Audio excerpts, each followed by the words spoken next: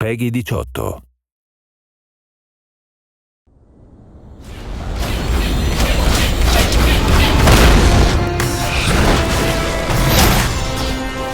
There's nothing better than encountering a monster and just having a hell of a time trying to kill it. And you finally triumph and you have that sense of accomplishment. You know, there may be 10 ways to defeat this enemy. One way is the best, and you figuring that out is what makes that exciting. I think one of the challenges in making a new fantasy world that's unknown to players is it needs to feel familiar without being just a clone of things that are done before. Get it? Yep. All right. We've sort of taken a very dark spin on some of the classic creatures you might expect to find in a fantasy game. As if we didn't have enough troubles. As an animator, we have some great creatures in the game that are super fun to hand key. We look at references, spiders and alligators, reptiles, birds, all these things. And it's going on the stage and shooting all day in motion capture. Action. The studio here is great to just fire it up. You could take an idea, motion capture it, process it, and put it in the game, on the same day. Run for it!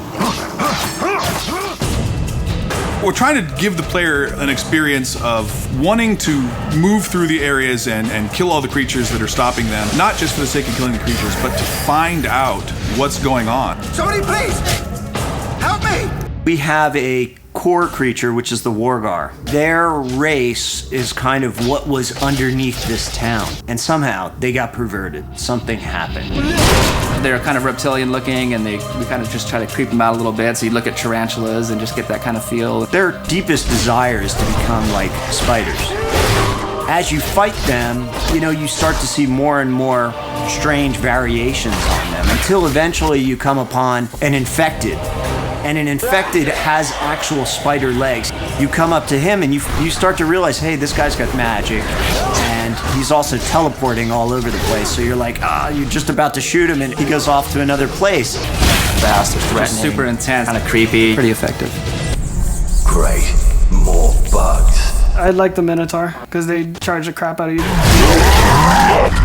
They're powerful figures. They have big chests and arms, but their heads are a little emaciated, and they have some twisted, vicious-looking horns. What we wanted out of a creature like this was something that was going to run and smash into things and just send the players flying if they weren't too careful. I'm loving the assassin right now.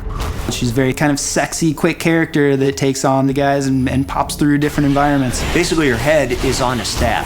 And she also teleports, like the infected Wargar.